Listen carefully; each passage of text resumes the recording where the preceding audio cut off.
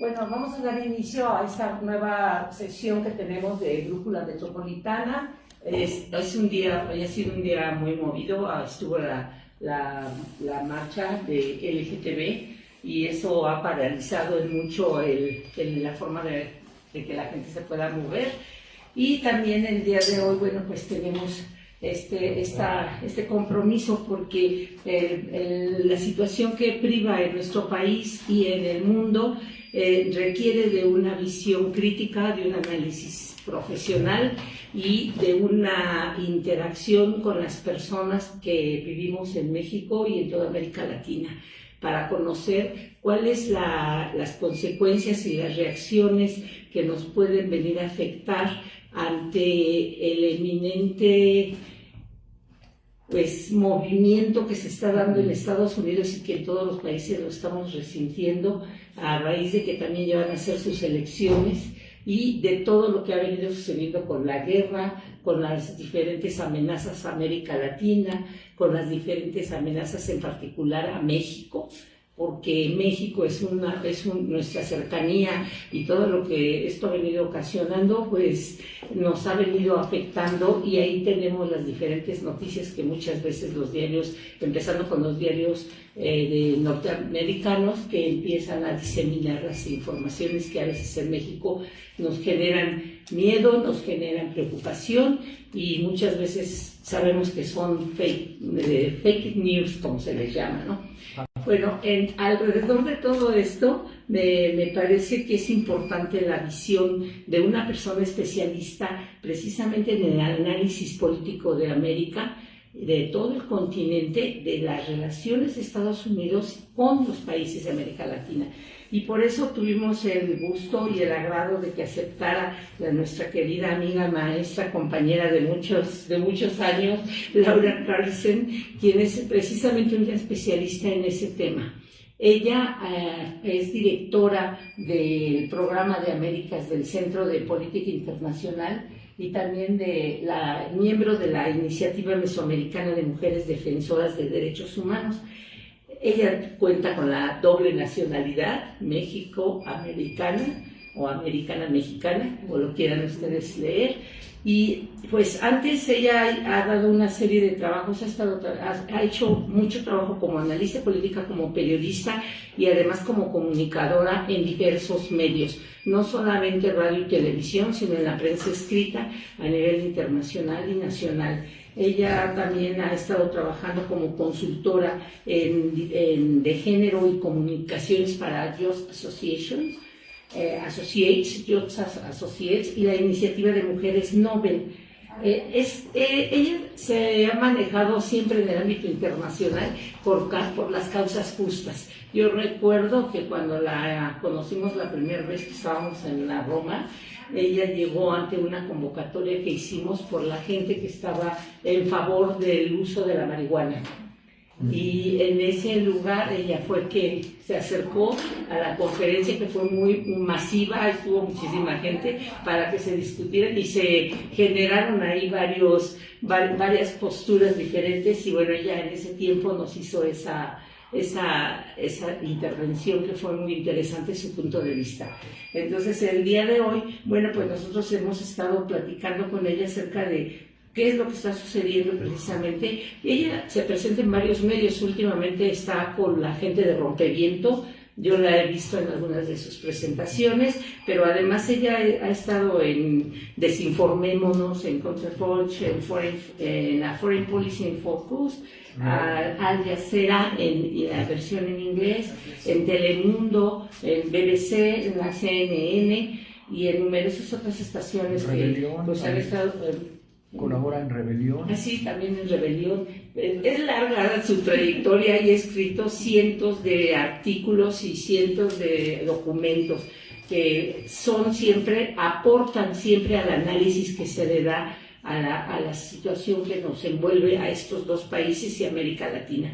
Por eso, ante lo que está sucediendo con México, con Cuba, con Venezuela, es importante conocer precisamente cómo podríamos enfocarlo nosotros y que acerquemos nosotros esa visión a la ciudadanía.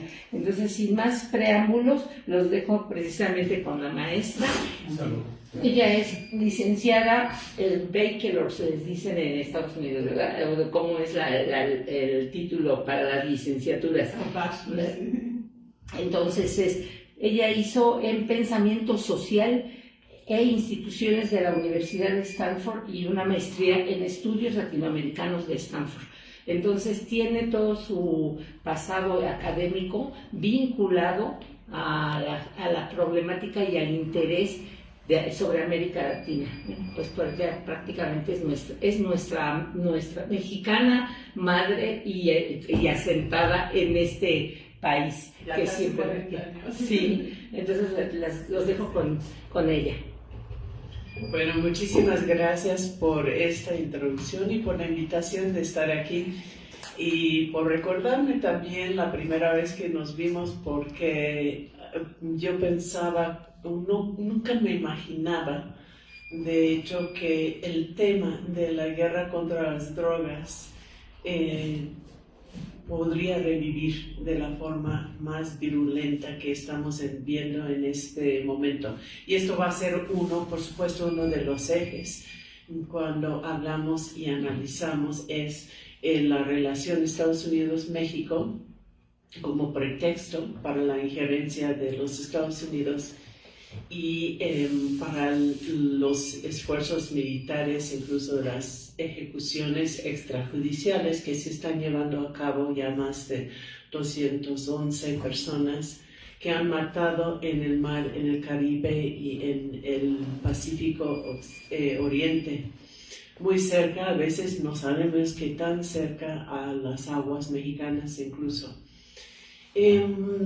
Yo creo que pues, las noticias de hoy son muy preocupantes, pero antes de entrar en el artículo del New York Times, que viene como el último en una serie de ataques al gobierno de México, creo que es importante recordarnos del contexto que estamos viendo en ese gobierno segundo mandato de Donald Trump. El primero es, por supuesto, la manera en que se está utilizando la doctrina Monroe. ¿Se acuerdan que esta es una doctrina del siglo XIX, en los tiempos en que los Estados Unidos estableció su hegemonía sobre el continente americano frente al colonialismo de los países europeos?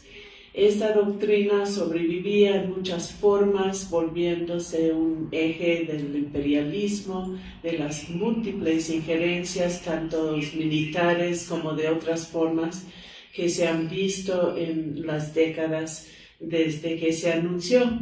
Y había momentos también en la historia en que se decía que se iba a dejar la doctrina Monroe para buscar unas relaciones más horizontales.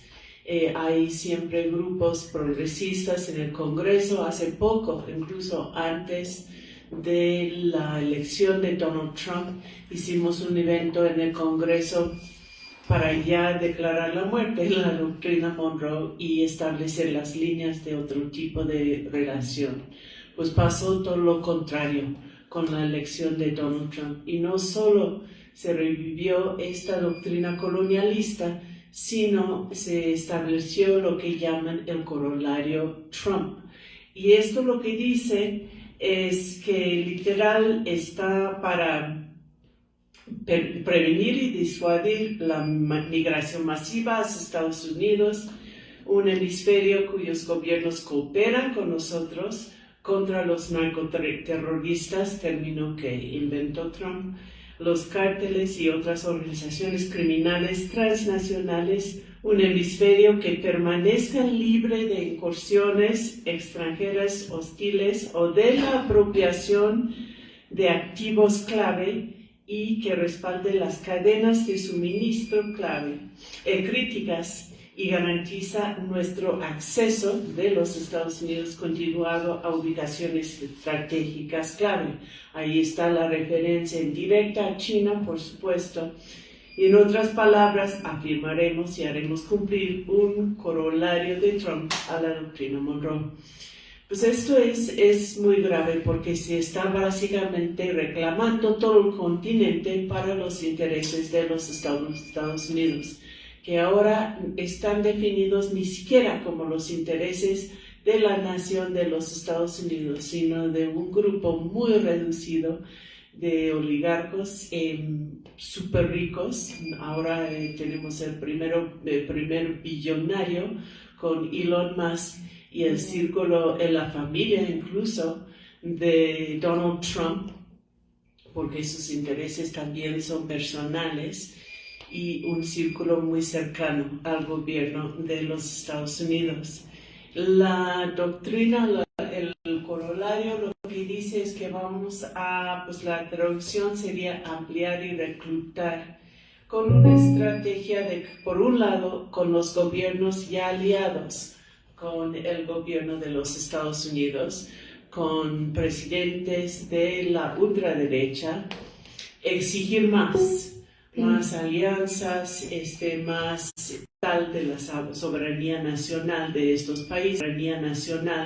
países, que pues ya sabemos la lista de Argentina, una lista que lamentablemente está creciendo, y ahora el último ejemplo siendo el triunfo de la ultraderecha en Colombia. Ahí está Argentina, ahí está la injerencia en Honduras, que vamos a platicar un poco más. Entonces, para este lado, esto implica precisamente la intervención y injerencia directa en procesos electorales. En el caso de Honduras, que fui como observadora, lo que pasó es que días antes el presidente Trump postea un mensaje respaldando al candidato del Partido Nacional, Nasrias Fura, y prometiendo el indulto a Juan Orlando Hernández, que estaba en la cárcel 45 años por narcotráfico precisamente. Estaba comprobado en la Corte de los Estados Unidos. Con esto también amenaza a cortar la ayuda de los Estados Unidos a un país que ha estado, como muchos, históricamente dependiente de este mercado y de esta ayuda de los Estados Unidos. Y con esto el miedo de la gente, además de los factores internos, por supuesto, logró por estrecha margen la elección del candidato respaldado por Donald Trump. Luego salieron los audios de Honduras Gate, en donde podemos entender un poco mejor qué hay detrás de todo esto, que se anuncia como un gobierno títere bajo la presencia de Juan Orlando Hernández en estrecha alianza no solo con el gobierno de los Estados Unidos, sino también con el gobierno de Israel, a quien le da el crédito de haber funcionado, operado de alguna manera el indulto que ahora ha hecho que el narcotraficante comprobado es un hombre libre con muchísimo poder político en Honduras. En otros ejemplos, pues vimos en Chile no hacía mucha falta, pues ya tenía una injerencia tan directa, pero la ultraderecha tiene muchos años. Yo me acuerdo de CIPAC, una reunión en CIPAC aquí hace como 5 años, cultivando la candidatura de José Antonio Kast, que perdió la primera vez y ahora en estas elecciones ganó en Chile. Y también pues el financiamiento y el apoyo a Abelardo de la Espriella ahora en Colombia.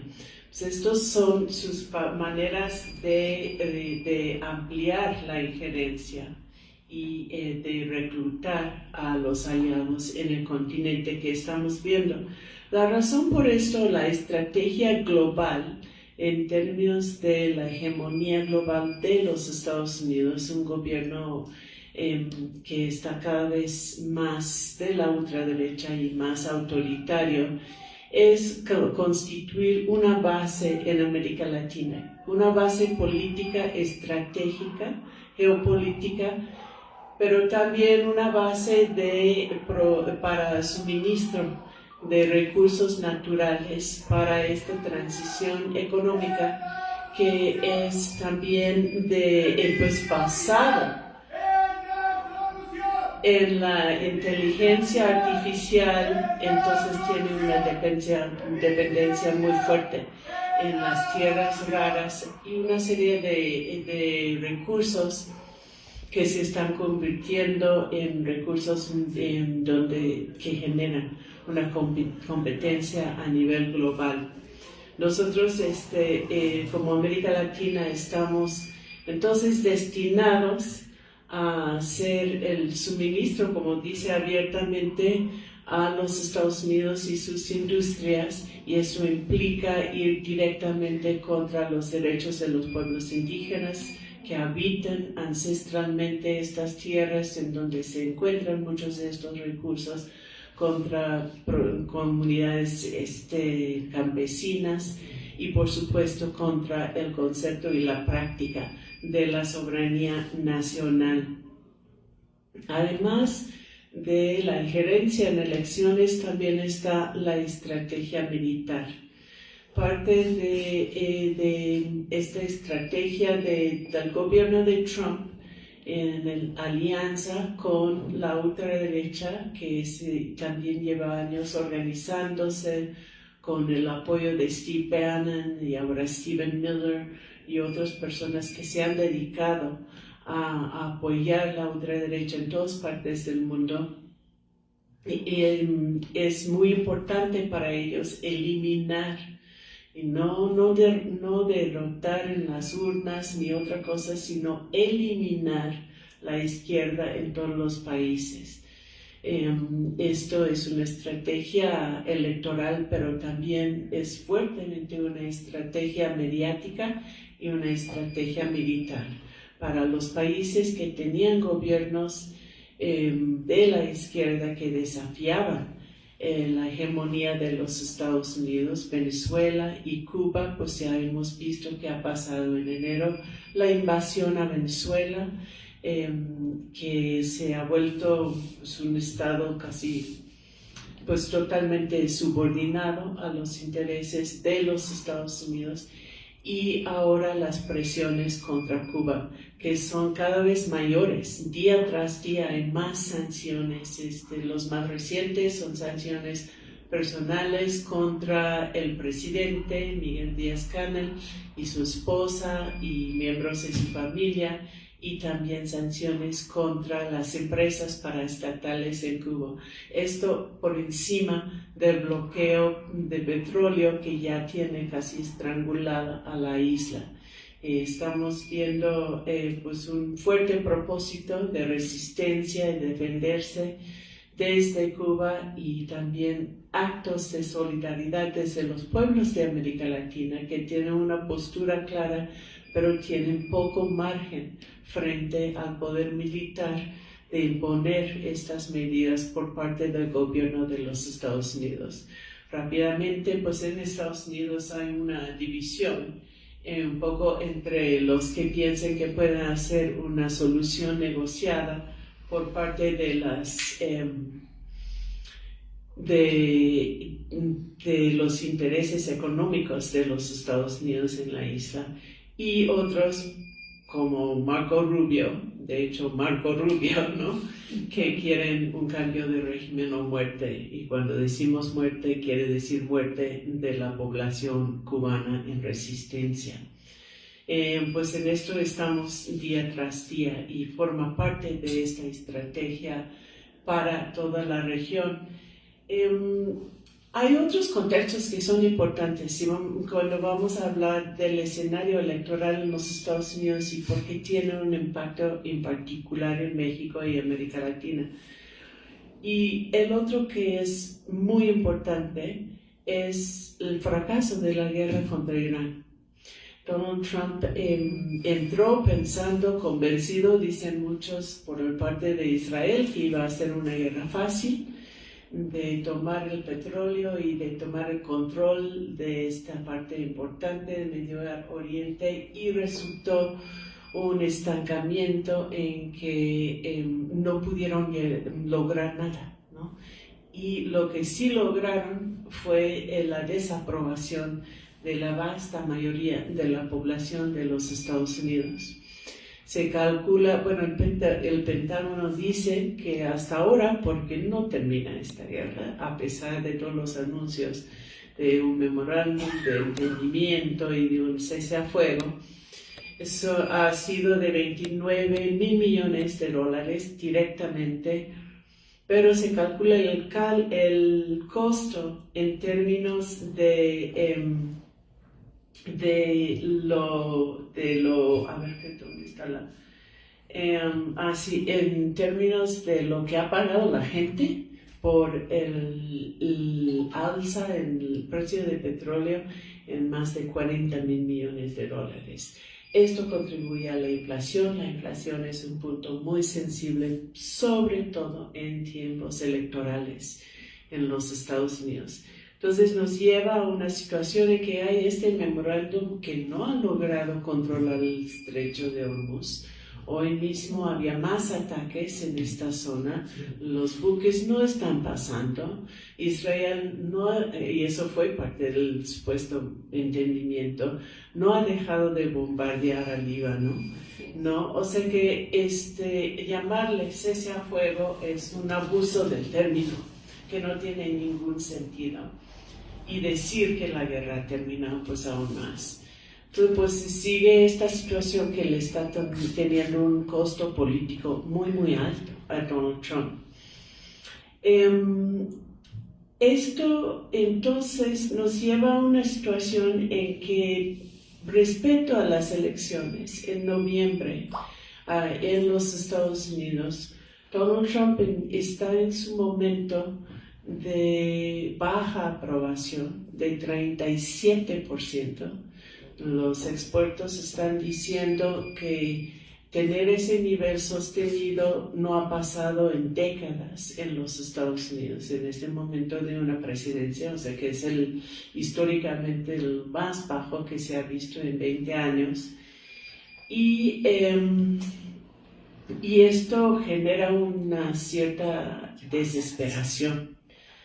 Además de los problemas de salud y de, pues, tanto físico como mental que se está notando cada vez más en el presidente.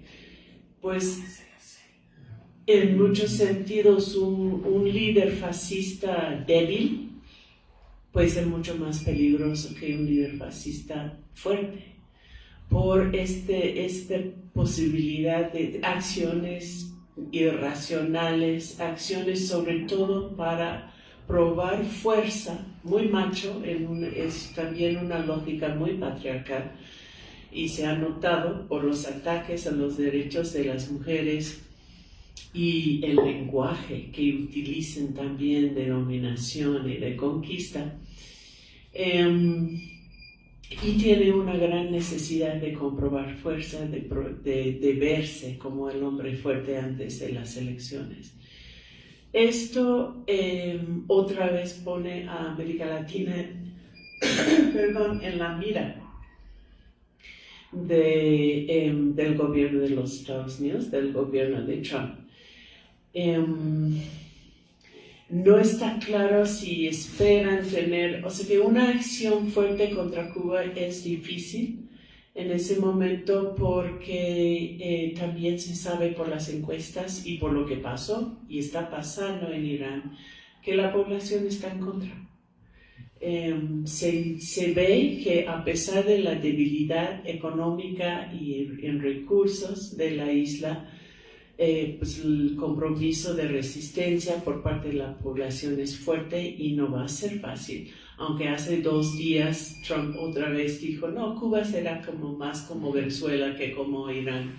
Esto ni lo cree él de todo, ¿no? Entonces, pues no sabemos qué tipo de acción, pero ahora, y ahí es donde llegamos a las noticias de hoy y también de muchos días atrás, de México, están poniendo cada vez más presión a nuestro país. En primer lugar, ese es por el marco que describimos de la eliminación de la izquierda en América Latina. Faltan dos países, Brasil y México, que son los dos países por mucho más fuertes y grandes económicamente de todo el continente. El Brasil tiene elecciones, están presionando y vamos a ver más presiones de todo tipo y mentiras y maniobras y manipulaciones y quizás peor en el futuro. Y en el caso de México, pues claro que tienen un problema, pues hace falta tiempo para las elecciones, pero también tienen un problema de que no tienen una derecha de donde agarrarse. Entonces, una fuerza consolidada, una fuerza que se puede presentar con posibilidades electorales. Entonces, la estrategia ha sido de pegar y debilitar lo más posible, día tras día, al gobierno de la izquierda en México, centro-izquierda, como quieran llamarse. Nosotros hemos estado monitoreando esta situación. Ya pronto vamos a tener una cronología más completa, porque si son, o sea que lees el periódico y hay otra cosa todos los días, entonces pues ya hace falta tener muy claro la cronología de cómo están construyendo esta campaña, porque además son muy sofisticados, tenemos que entenderlo, tenemos que verlo, nada es casual. Todo está planeado en esta línea de deslegitimización del gobierno de México. Entonces, solo para mencionar, bueno, tenemos las muchas amenazas de invasión militar porque México no puede, y ahí también está el rasgo misógino, porque está esta implicación de que una mujer presidenta es demasiado débil para controlar a los cárteles de la droga, así que viene Donald Trump y el Pentágono para ayudarle, ¿no? Este es una línea narrativa frecuente que hemos visto. También están las declaraciones de corrupción últimamente, y eso es lo que nos lleva al día de hoy. Primero, siguiendo la cronología, teníamos el libro, pues es que supuestamente el ex embajador, Ken Salazar, escribió un libro en donde dice que el expresidente López Obrador estaba muy preocupado por lo que iban a decir los narcos en los Estados Unidos. Luego él dijo que no tenía ninguna información como esto, pero ya está el daño, o sea que así opera una campaña mediática de deslegitimización. Y ahora tenemos algo casi igualmente vago, ¿no? Y sin muchos detalles, pero con muchas señales que nos llaman la atención. Que sale que el New York Times dice que Estados Unidos está a punto de acusar a 10 funcionarios mexicanos en los Estados Unidos por corrupción. Y 2 de ellos están en custodia de los Estados Unidos, dice mucho más abajo en el artículo. Pues aquí hay varias cosas que hay que tomar en cuenta. Primero es el alcance... Perdón un momentito, sí. Disculpe que la interrumpa. No, Eres periodista también, pero es que tenemos aquí el canal de televisión y él tiene un programa ahorita a las 6 y va a llegar tarde. Yo me voy a quedar y ya lo alcanzo allá. Ah, sí. Gracias. No se entiende. Perdón. No, sin problema. Sí. Permiso. Es propio. Nosotros hemos dado y detrás de esta campaña, ahí dice, en el artículo está la DEA. Nosotros hemos estado haciendo un estudio de la DEA en México y en América Latina desde hace como 10 años. Primera cosa que hay que tomar en cuenta es que nada de lo que dice un informante que está bajo acusación en custodia de los Estados Unidos puede tomarse como la verdad, porque son unos negocios, ¿no?, que se hacen unas transacciones en que tú dices esto y yo te doy derechos de ver a tu familia. Tú di esto y yo te pongo en este cárcel que no es de máxima seguridad. O incluso, y en muchos casos, dame esta información y te vuelves testigo protegido.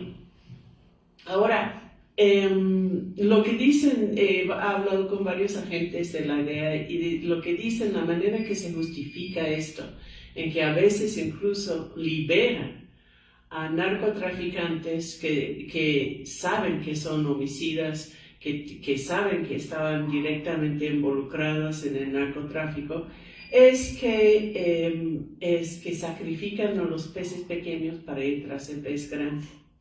Ya cuando tenían el Chapo, cuando ahora tienen los Chapitos, el Mayo, desde hace mucho tiempo ha quedado claro que es el pez grande que buscan y no tiene nada que ver con el tráfico de drogas. Es el gobierno mexicano.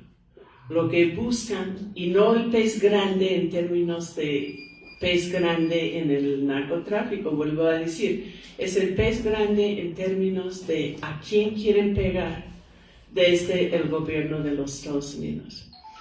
Y eso es muy complicado porque se cruzan tantas líneas. Entonces está esta manera de funcionar siempre en términos de sus propios intereses políticos, no de seguridad, no de narcotráfico, y también de cómo ha sido siempre una farsa en ese sentido la guerra contra el narcotráfico. Siempre ha sido el pretexto para la injerencia del gobierno de los Estados Unidos y ahora está más claro que nunca.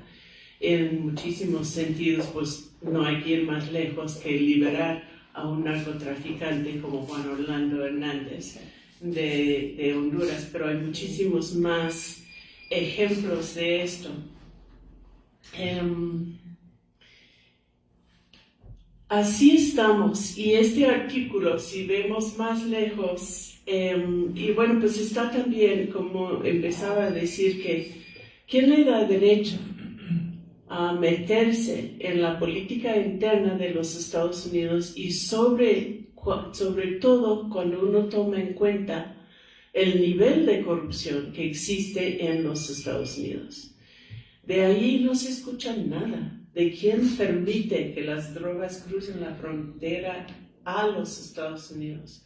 No se dice nada de lo que está haciendo Donald Trump en su gobierno ahora mismo, que desde todos los índices es el gobierno más corrupto que se ha conocido en los Estados Unidos en tiempos modernos, ¿no?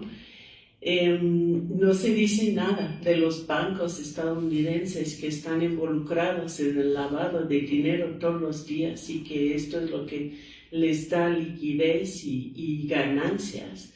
Y no se dice nada tampoco del tráfico de armas y la producción directamente para armar a narcotraficantes en donde es en México, donde corre la sangre como resultado de estas estrategias. No, en lugar de esto se pone como los defensores de la verdad y la anticorrupción y empiezan a esta campaña de deslegitimización. Entonces, pues con este artículo que también llama la atención, que está escrito por Steve Fisher, un reportero que tiene una larga trayectoria, que ni siquiera trabaja con el New York Times y que tiene una larga trayectoria de buscar los ángulos. Tiene un trabajo de investigación interesante en ciertos momentos, pero de siempre buscar los ángulos en donde con un claro sesgo en contra del gobierno. Entonces, acusan primero intentan dividir a Morena con este anuncio de que hay 10 funcionarios que están colaborando en los Estados Unidos. Después hablan específicamente de 2 gobernadores más, de Alfonso Durazo en Sonora y de Américo Villarreal en Tamaulipas, pero sin presentar pruebas ni evidencias hasta ahora, ¿no? Y esto es una intensificación de la estrategia, porque antes, si bien ha habido acusaciones contra políticos, no han sido políticos que están ejerciendo en sus puestos de alto nivel.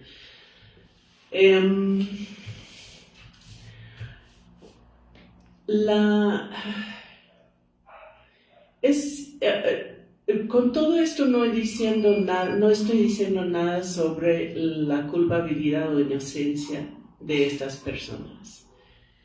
El narcotráfico en ese país, como siempre hemos sabido, toca a todos los niveles del gobierno y toca, por supuesto, con más violencia a la sociedad civil. Lo que está en juego aquí es qué quiere el gobierno de los Estados Unidos con este tipo y qué derecho tiene para meterse de esta manera en la política y en la justicia en México. Pues ya tenemos el caso de Rubén Rocha Moya, también acusado, que está con licencia, y sin embargo pues no ha pasado nada, con acusaciones muy fuertes contra María Eugenia Campos, por ejemplo, ¿no? Entonces pues está ahí, el sesgo político pues está muy evidente. Frente a esta situación es muy delicado, es difícil saber qué hacer como gobierno mexicano. Yo creo que una cosa que hay que entender, que tiene que ver con lo que decía antes, es que es muy importante ya no caer en la trampa de las extradiciones. En 18 meses el gobierno ha extraditado a 92 personas a los Estados Unidos. ¿Y qué pasa cuando pasa esto? Yo no sé por qué, yo creo que en algún momento la diplomacia mexicana pensaba, bueno, pues les damos esos narcos, ¿para qué los queremos, no? Aquí, y con esto ganamos un palanca en lo que es, en negociaciones económicas, comerciales, lo que sea. Pero ha sido una estrategia fatal, porque cuando se extradita a una persona, como decía, tienen una fuente de información que puede ser cierto o no, ¿no? Uno nunca sabe por la presión que viene sobre estas declaraciones en los Estados Unidos y por la opacidad, porque nunca nos van a decir si una persona dijo esto o dijo el otro.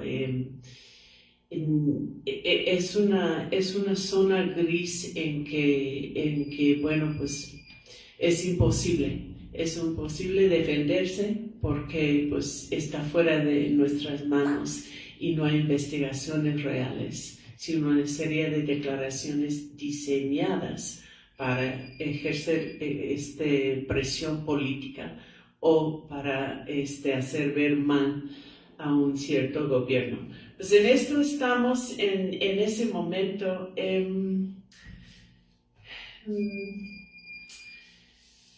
Falta 5 meses solo para las elecciones en los Estados Unidos, y por todo lo que hemos visto, la situación se va a intensificar. Entonces tenemos que ver cómo tejer una estrategia responsable, ¿no?, frente a esta campaña mediática y faltan, por supuesto, pues más tiempo para las elecciones de 2027 aquí en México y luego de 2030. Sale Trump en 2029, si llega hasta esta fecha, ¿no? Entonces viene un tiempo muy, muy duro entre ahora y los próximos años. Lo voy a dejar allí con más preguntas que respuestas en muchos sentidos para saber sus comentarios, preguntas, reflexiones sobre el tema. Muchas gracias. Muchas gracias. Por las preguntas. La verdad es que no hemos trabajado mucho la cuestión de Venezuela, porque ha sido muy difícil encontrar contrapartes que no fueran como incondicionales de un lado o el otro, y el tipo de análisis que hacemos es con matices y entonces, bueno, pues sí, por supuesto que hemos seguido esto. Yo creo que pues sí fue una invasión militar a un país soberano por el gobierno que sea, ¿no? Que es lo preocupante en términos de este patrón de comportamiento del gobierno de Trump en la región. Y solo en este punto también para aclarar que en 5 meses son las elecciones legislativas en los Estados Unidos, presidenciales hasta 28. Y bueno, en estas, yendo a la otra pregunta, en estas sí hay una posibilidad de que el Congreso gane que el Partido Demócrata gane el Congreso.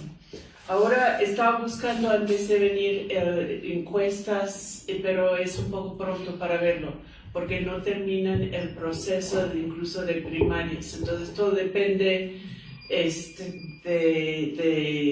del cúmulo de elecciones locales o estatales para saber cómo va a quedar la conformación del Congreso. Pero lo que dice, sí hay encuestas que tienen que ver con, preguntan más abiertamente a la gente: ¿quisiera que tuviéramos un Congreso dominado por el Partido Demócrata o el Partido Republicano en estas elecciones? Y está ganando la respuesta de un Partido Demócrata, que es un cambio muy grande. Después de la elección de Donald Trump, que no fue un margen muy grande, pero pues no se esperaba. Y por otro lado, y ese es un factor muy importante en esto, es que está creciendo la cantidad de personas que se declaran, se registran como independientes. Y de este grupo, y esto va a ser una de las cosas, yo creo que va a tener un impacto muy fuerte en las elecciones, en ese grupo de personas que se registran como independientes, se favorece mucho al Partido Demócrata también. Otra cosa que está pasando es que en estas elecciones primarias en los Estados Unidos hay una serie de victorias por parte de progresistas, incluso candidatos y candidatas progresistas en los estados, incluso que no tenían el apoyo del aparato del Partido Demócrata. Hemos visto un Partido Demócrata débil que no ha sabido cómo enfrentar los actos autoritarios y antidemocráticos de Donald Trump y su movimiento MAGA. Hemos visto un Partido Demócrata que opta por defender al capitalismo antes de a la democracia. La gente está al tanto, o mucha gente por lo menos, con este comportamiento, y lo está reflejando en estas elecciones. Entonces, como en muchísimos otros lugares, lo que estamos viendo también es que se desvanece el centro, que tenemos opciones más claras de los dos lados, en una ultraderecha y una fuerza progresista que se está acumulando fuerza en los Estados Unidos. Entonces vamos a ver cómo pasa esto.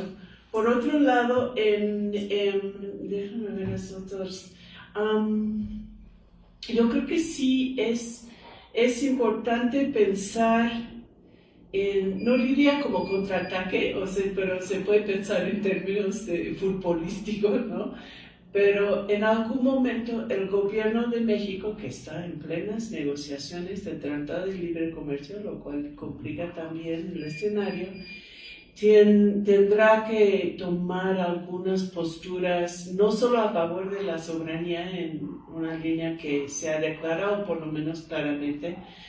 Las acciones no son 100% en esta línea, pero las declaraciones sí, sino también una postura ética y moral en contra de estas acciones de Donald Trump, ¿no? Es difícil porque también pues, se mencionaba, tiene que ser una postura que está apoyado por las leyes internacionales, y sí está, pues las leyes no aceptan este tipo de ejecuciones extrajudiciales, por ejemplo. Sin embargo, la ley internacional está muy debilitada, los organismos multilaterales están, si no desmantelados, desprestigiados y debilitados.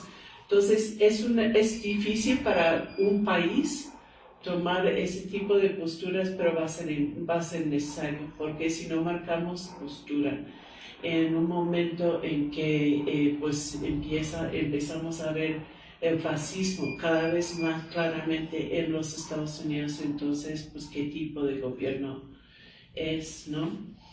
Y a la vez, en la cuestión de corrupción, que sí existe y no tiene ningún sentido negarlo, ¿no?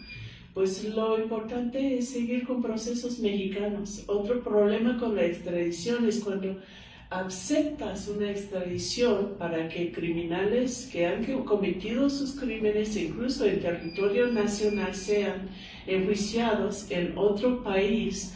Lo que estás diciendo de alguna manera es que no confiamos en nuestro propio sistema de justicia. Ya es hora de decir, sí confiamos, a pesar de todos sus debilidades y sus problemas, pues también los tiene en los Estados Unidos. El sistema de justicia no es como la absoluta justicia, ya tampoco. Entonces, pues lo correcto es investigar y enjuiciar y llevar a cabo la justicia aquí en México. Y el otro que se mencionó el compañero es la necesidad de cuestionar los términos. Pues ¿por qué aceptamos un término como narcoterrorista? Que no tiene sentido ni en la ley ni en la práctica, y es una excusa para formas de agresión que no hemos visto en mucho tiempo. ¿Por qué aceptamos una serie de preceptos del gobierno de Trump como si explotara lanchas es enfrentar al narcotráfico? Tenemos que seguir cuestionando. Y de la primera pregunta, lo más importante de este pesimismo es rescatar el optimismo y decir en términos muy claros que sí, podemos ver dos bloques, la izquierda y la derecha, y podemos ver que los números están cambiando a favor de ellos, ¿no? Pero si lo vemos así, estamos perdiendo realmente una de las ángulos de análisis más importantes en todo esto. Y podemos ir directamente a Colombia para verlo, porque cuando perdió Iván Cepeda por menos de un punto, no desaparece la izquierda.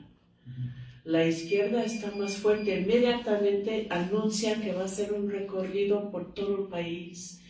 Y lo que la lección es que hay más movimiento, hay más fuerza política, más allá de la esfera electoral.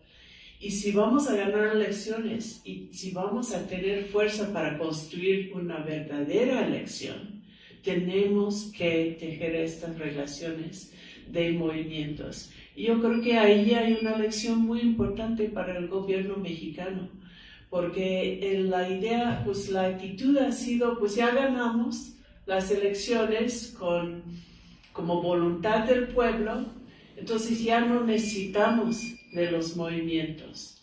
Ya tenemos la confianza del pueblo, lo que nosotros decimos va a ser lo que se hace, va a ser la manera en que se hace, ¿no?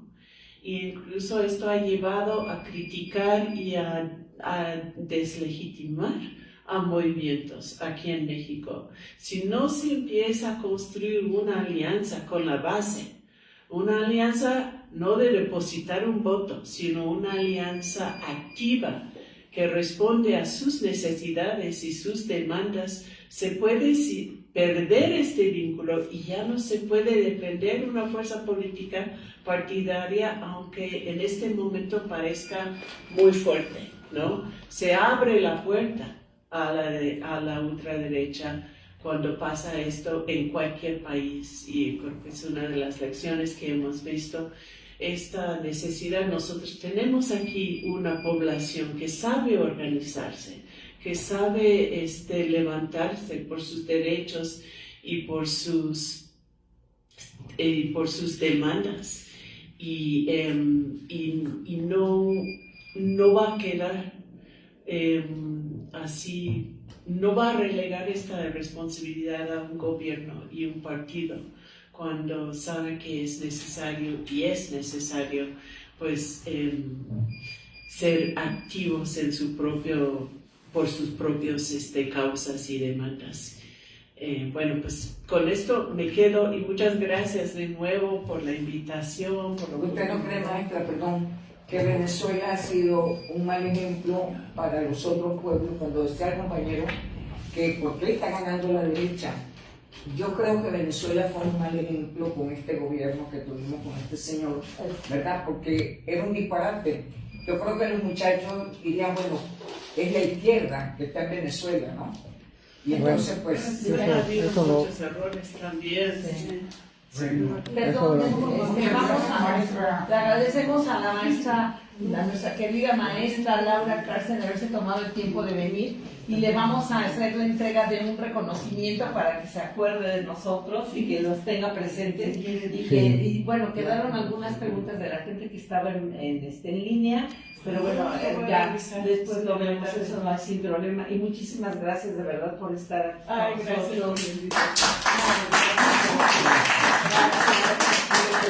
Déjame tomar una foto porque no te he tomado ninguna durante el evento para que estuviéramos aquí. Sabemos que tiene prisa, así que la dejamos ir. Sí, rápido. Y muchas gracias. Gracias, Aida. Se quedó también con la Gracias. Sí, Gracias. Mi esposo no se quería ir. Maestra, Está muy interesante. ¿Quieres que te des este folder para ti? Sí. Bueno. Sí, porque Ya viene la Sí, por Sí, eso. sí. Bueno, nada más como por último les recuerdo del acopio que se está haciendo en la embajada, la oficial es en la embajada de Chile y la UNAM en la calle de Chile. Sí, es la embajada de Venezuela, y la UNAM ya abrió un lugar también de acopio en el estacionamiento, la puerta 8 de la universidad, del estadio olímpico. Entonces ahí se están llevando los de la UNAM. Ahí yo creo que tendríamos que ver la coordinación que tienen con la embajada, porque la de la embajada decía que por el momento no se solicitaba agua, y los de la UNAM tienen en sus listas agua. Entonces, bueno, sí, la que tú me mandaste. Está de más, pero Sí. bueno, que ya. Bueno, simplemente es para que sepan el lugar donde el que les quede más cerca, ya sea en la UNAM o aquí con de Yanira, que va a ser aquí cruzando la calle aquí en Tehuantepec 35 o en Chile. Sí, también. Oiga, y les comento algo que me mandaron a pedir de Venezuela, que hacen falta bolsas para los muertos. No hay bolsas, no tienen como... Pero ¿por qué no hay allá en Venezuela esas bolsas? No hay. Bueno, vamos a dar por terminada nuestra transmisión y nos Para dentro de 8 días, Sí. el mismo horario, misma hora, a las 4 de la tarde aquí Ya sé en por qué. Misantla número 11. Y los miércoles por YouTube, búsquenos. Claro, Esto queda grabado en Face y lo pasamos a YouTube para que no se corta. Muchas Bueno, gracias. saludos, un abrazo. Sí.